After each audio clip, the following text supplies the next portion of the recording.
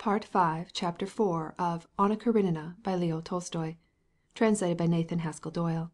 This recording is in the public domain. Read by Marianne Spiegel. Here they come. There he is. Which one? Is it the youngest? Just look at her.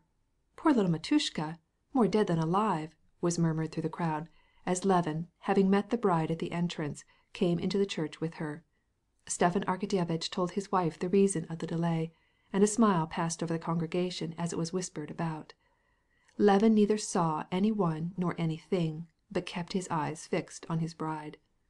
Everyone said that she had grown very homely during these last days, and certainly she did not look so pretty under her bridal wreath as usual, but such was not Levin's opinion. He looked at her high coiffure, with the long white veil attached, and white flowers, at her high plaited collar encircling her slender neck in a peculiarly maidenly fashion, and just showing it a little in front, her remarkably graceful figure, and she seemed more beautiful to him than ever. But it was not because the flowers, or the veil, or her Paris gown added anything to her beauty, but because of the expression of her lovely face, her eyes, her lips, with their innocent sincerity, preserved in spite of all this adornment. "I was beginning to think you had made up your mind to run away," she said to him with a smile. "What happened to me was so absurd that I am ashamed to tell you about it," he replied, reddening, and he was compelled to turn to Sergey Ivanovitch, who came up at that moment. "The tail of the shirt is a good one," said Sergey Ivanovitch, throwing back his head with a laugh. "Yes, yes," replied Levin, without understanding a word which had been said. "Well, Kostya, now is the time to make a serious decision," said Stepan Arkadyevitch, pretending to look greatly scared. "The question is a grave one, and you must appreciate its full importance. I have been asked whether the candles shall be new ones, or those that have been partially burned. The difference is 10 rubles," he added, pursing his lips in a smile. "I have decided about it, but I am afraid that you will not approve of it." Levin knew that there was some joke about it, but he could not smile. "What will you decide on? New ones or old ones? That is the question." Yes, new ones." "Well, I am very glad. The question is settled," said Stepan Arkadyevitch. "Oh, how little importance a man is at such a time as this," he murmured to Zherkóv, while Levin drew near to his bride, after looking at her in a bewildered way. "Notice, Kitty, who first sets foot on the carpet," said the Countess Nordston, stepping up to her. "You look your best," she said, addressing Levin. "Are you frightened?" asked Marya Dmitrievna, an old aunt. "You aren't cold, are you? You look pale. Bend forward a moment," said Madame Lvova, raising her beautiful round arms to repair some disarrangement of her sister's flowers. Dolly came up and tried to say something, but she could not speak, and burst into tears and laughed unnaturally. Kitty looked at those around her as absent-mindedly as Levin. During this time the officiating clergymen had put on their sacerdotal robes, and the priest, accompanied by the deacon, came to the lectern placed at the entrance of the sacred doors. The priest addressed a few words to Levin, but Levin failed to understand what he said. "Take the bride's hand and go forward," whispered his best man to him. For a long time he was unable to make out what was expected of him. For a long time they tried to coach him, and were ready to give it up, because he did the opposite of what he was told. Finally, he comprehended that he was to take Kitty's right hand with his right hand, without changing his position. When at last he took the bride by her hand in the proper way, the priest advanced a few steps and stopped in front of the lectern. The relatives and invited guests followed the young couple with a murmur of voices and a rustling of trains. Someone stooped down to arrange the bride's train. In the church, a silence so profound reigned that the drops of wax could be heard falling from the candles.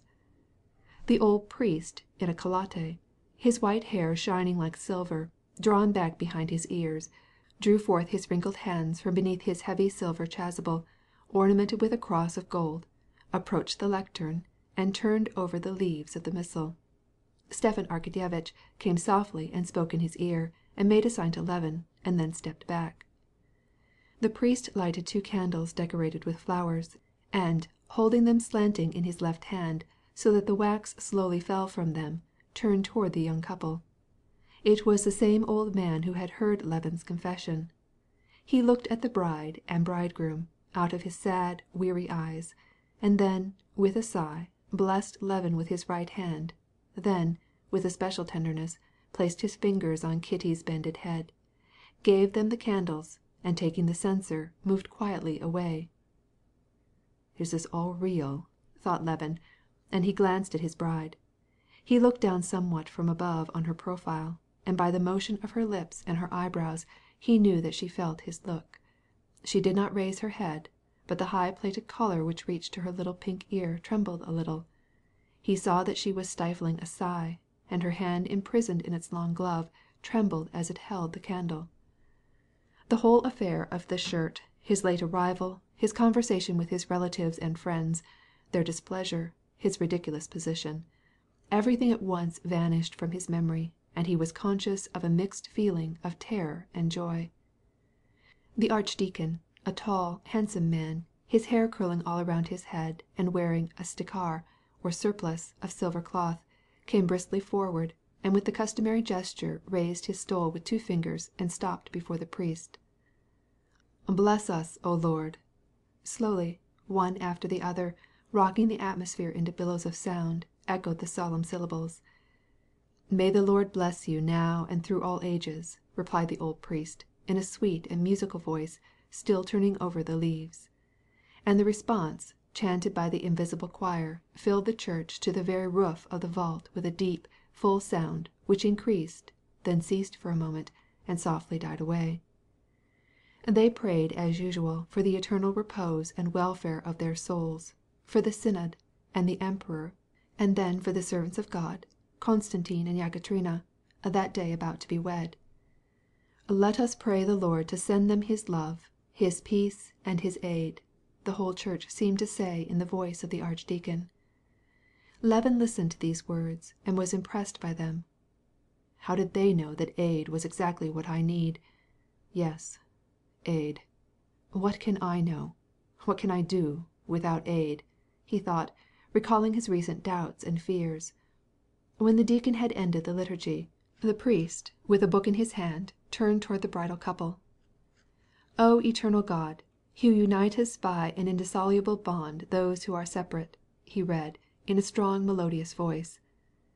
"Thou who didst bless Isaac and Rebekah, and showest thy mercy to their descendants, bless also these thy servants, Konstantin and Yekaterina, and pour forth thy benefits upon them. Because thou art a merciful and beneficent God, we offer thee the glory, to the Father, and to the Son, and to the Holy Ghost, as it was in the beginning, is now, and ever shall be." "Amen," again chanted the invisible choir. "Who unitest by an indissoluble bond those who are separate." How those profound words respond to what one feels at such a time. Does she understand it as I do? thought Levin. And looking down, he gazed into her eyes. From the expression of Kitty's face he concluded that she did feel it as he did, but he was mistaken. She scarcely comprehended the words of the service, and during the time of the espousal did not even hear them. She could not hear them or comprehend them, so powerful was the single feeling which filled her heart and kept increasing all the time. This feeling was one of delight at the perfect fulfillment of what had been taking place in her heart during the past month and a half, and during those 6 weeks had made her happy and restless by turns. From that day when, in her cinnamon-colored gown, in the hall of their house on the Arbatsky, she had silently approached Levin to give herself wholly to him, from that day, from that moment, she felt a complete rupture had been made with all her past life, and another existence, new and unknown, without, however, changing her outward life, had begun. These 6 weeks had been at once a very happy and a very trying time. Her whole life, her hopes and desires, were all concentrated on this man, whom she did not even yet fully understand, to whom she was united by a sentiment which she understood still less, and which attracted her and repelled her by turns, and at the same time she had gone on living in the conditions of her former life. Living in this old life, she was horrified at herself, at her complete and invincible indifference toward her whole past, to things, to habits, even to her relatives, whom she loved, and who loved her mother, who was pained